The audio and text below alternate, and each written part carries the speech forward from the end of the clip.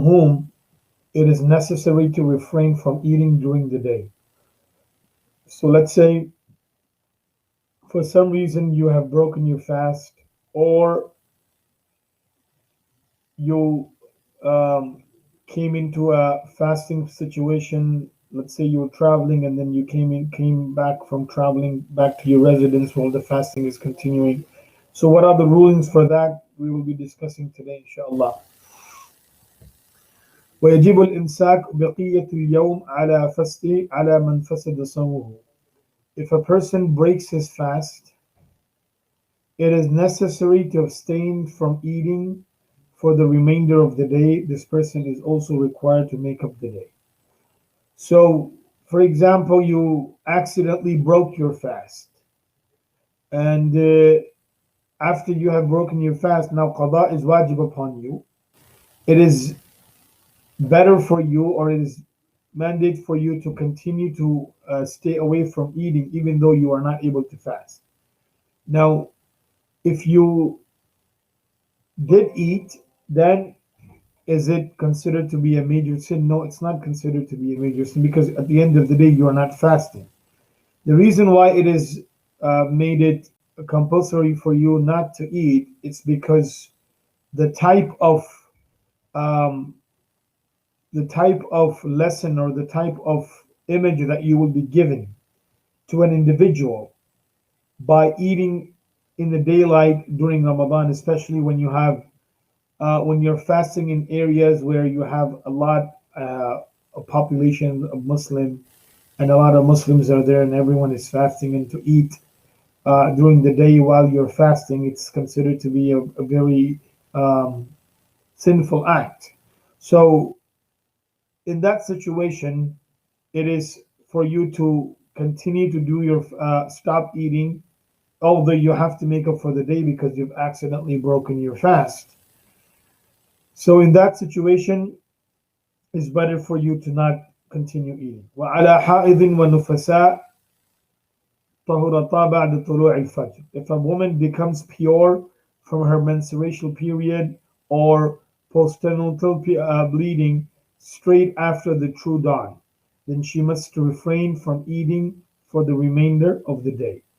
So, for example, if a woman was not fasting due to her cycle, and the cycle had stopped during right after the dawn, and now she's not able to fast because she did not start the day of the duration of fasting in the stage of tahara, so she has to still make up for this day, but it is told upon her to continue to stay, because now the awaris is not there, even though you didn't start on time with the awaris that you were supposed not you that had given you the permissibility of not eating, that awaris was not there. So that's why it is told that you continue to do your you continue to refrain from eating even though you're not fasting.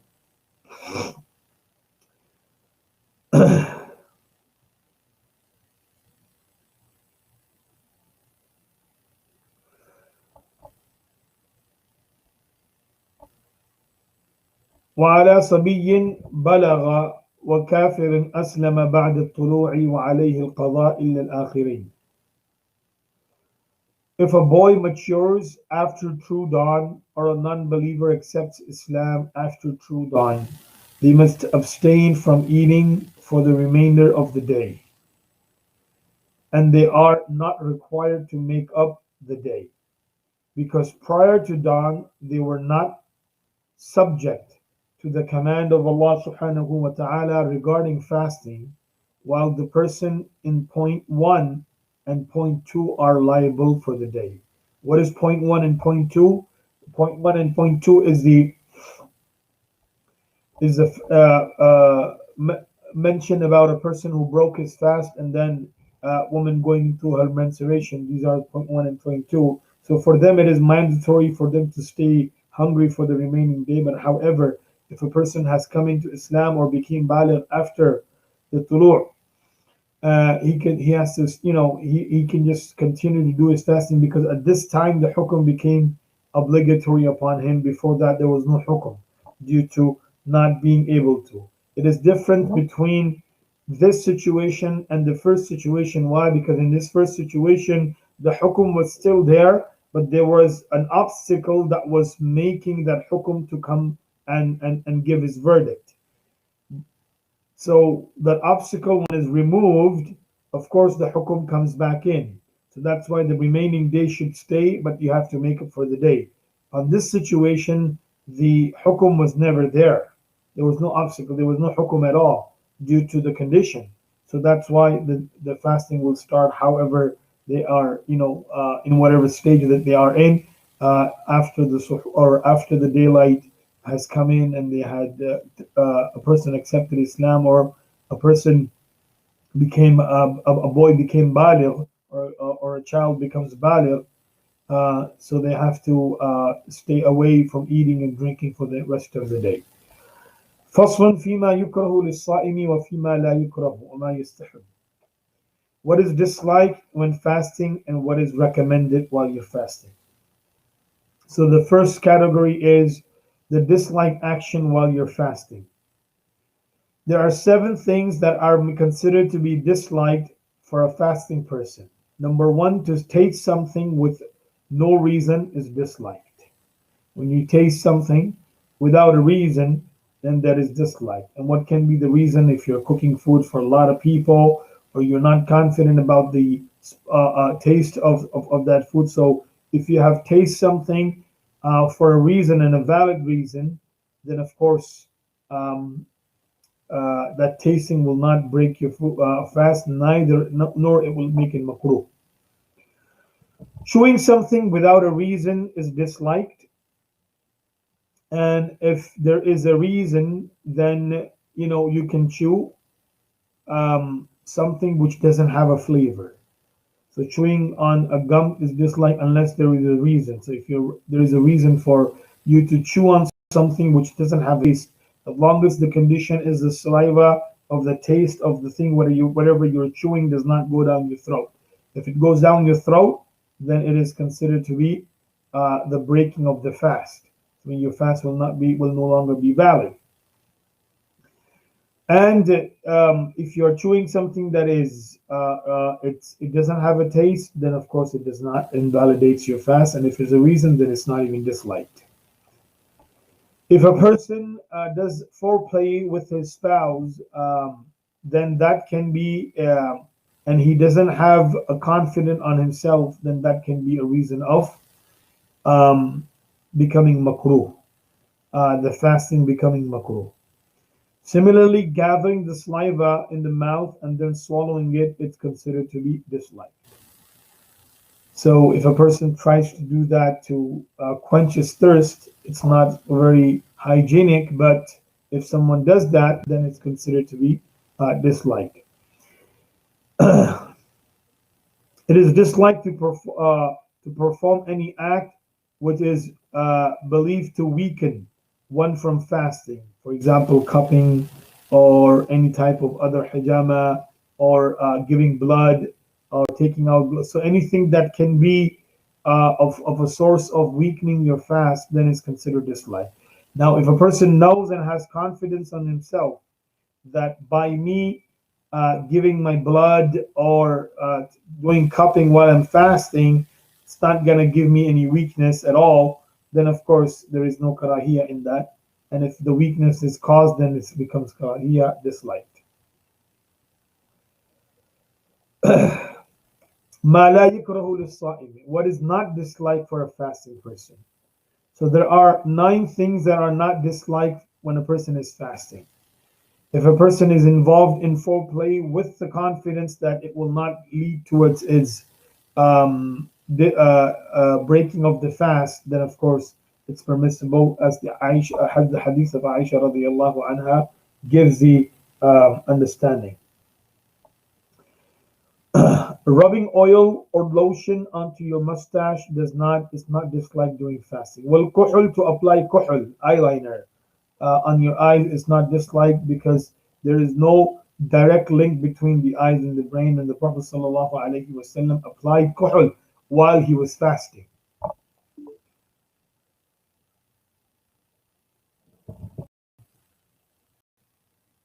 Cupping it's not disliked, provided that one believes that he will not tire from such a thing. Similarly, giving blood will have the same hukum.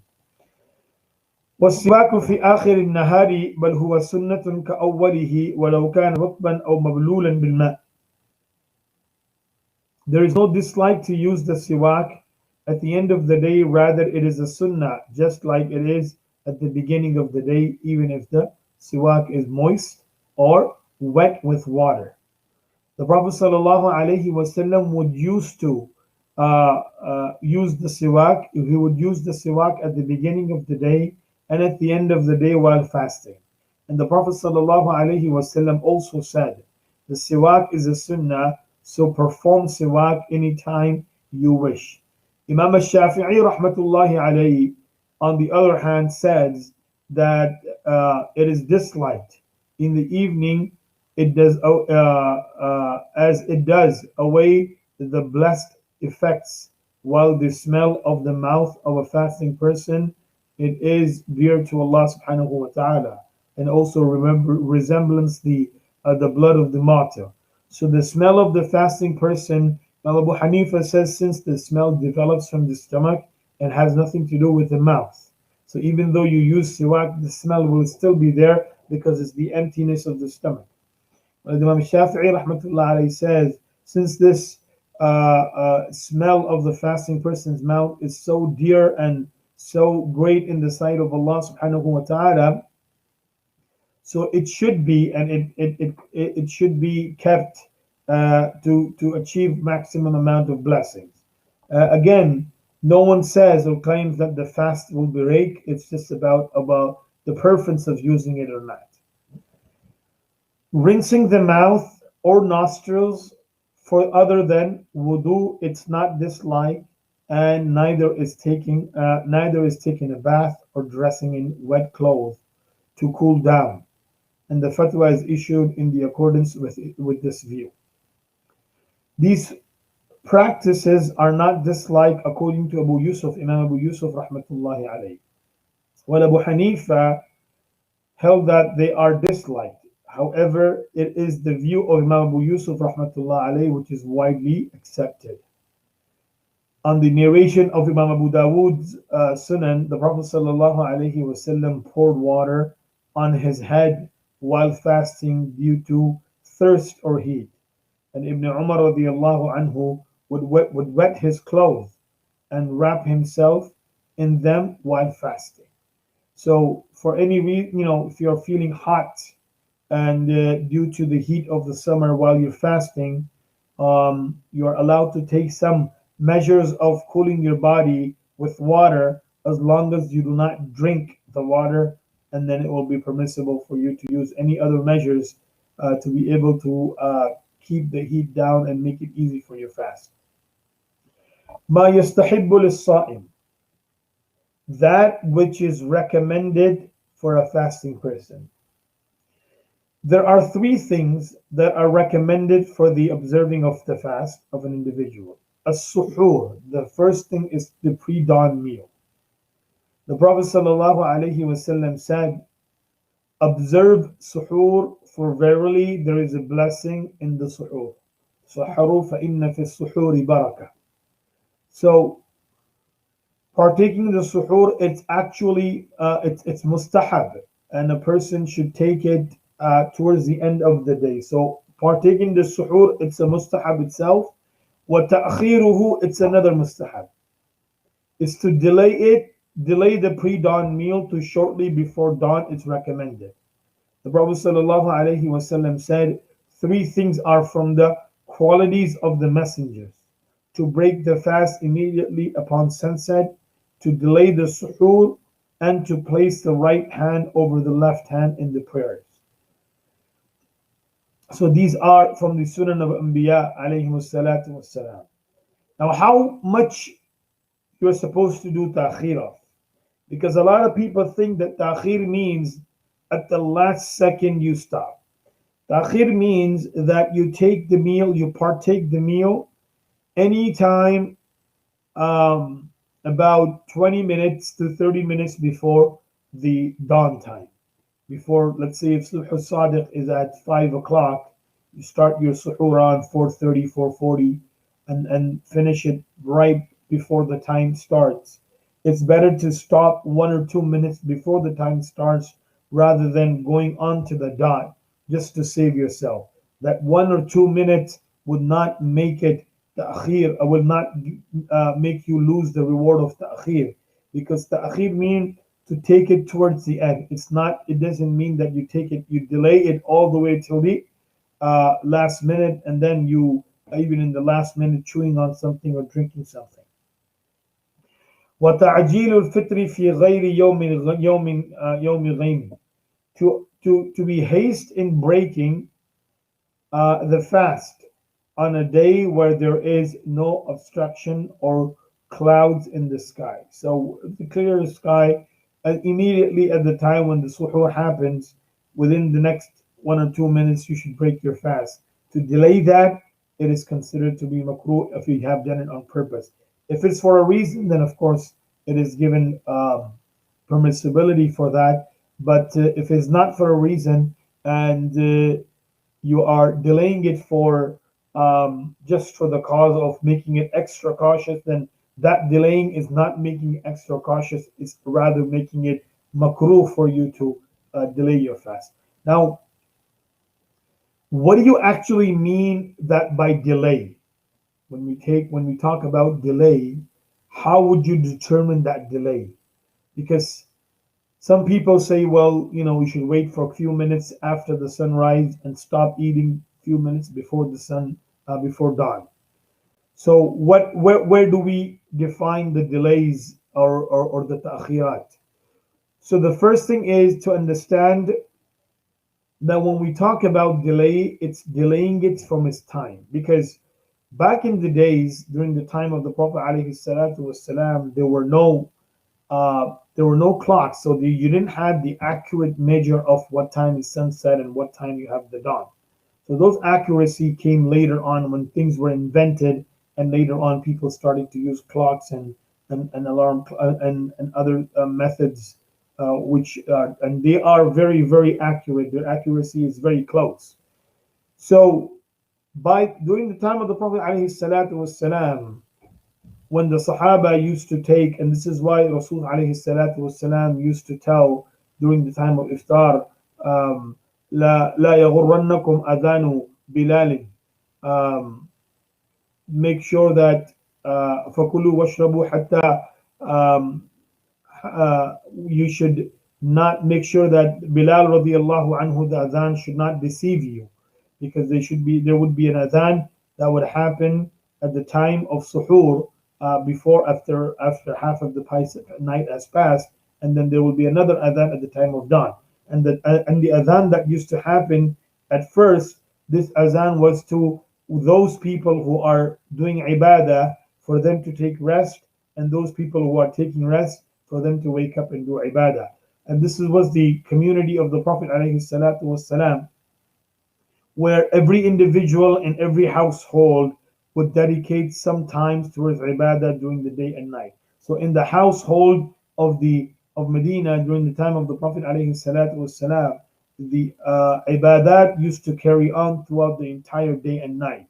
There will be always someone from the family members who is dedicating his time towards ibadah, and rest of the family members will take care of the needs of the house, or they have to take rest. So then when this person who is doing the ibadah takes rest, the other person stands up and performs salah. So now when we talk about ta'khir, this ta'khir, if you have a minute or two just to be extra cautious, it's fine. But if you delay it to 5 to 7 to 10 minutes, then it's a very long delay for breaking the fast, and even stop eating prior to that. So within 5 minutes, it's fine. Beyond that 5 minutes, then it becomes very, very tough to define that if that's a delay or not, because beyond that becomes an actual delay.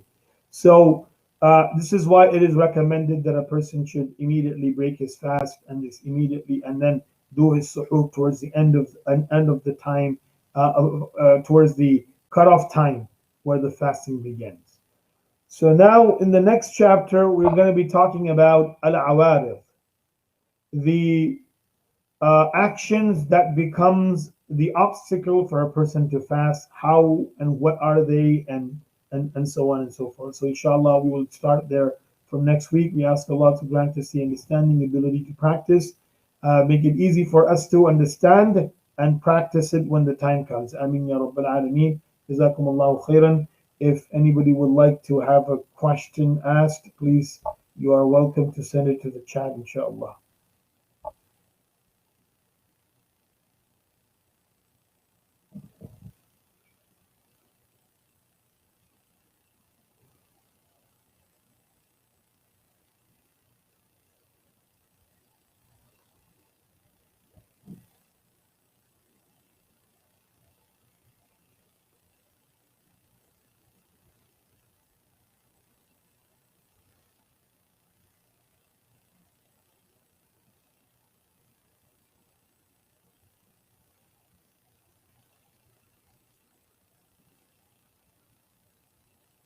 Inshallah. So we'll resume the session next week. We ask Allah to accept our efforts. Ameen ya Rabbil Alameen. Subhanallah wa bihamdihi. Subhanakallahumma wa bihamdik. ونشهد أن لا إله إلا أنت نستغفرك ونتوب إليك سبحان ربك رب العزة عما يصفون وسلام على المرسلين والحمد لله رب العالمين السلام عليكم ورحمة الله وبركاته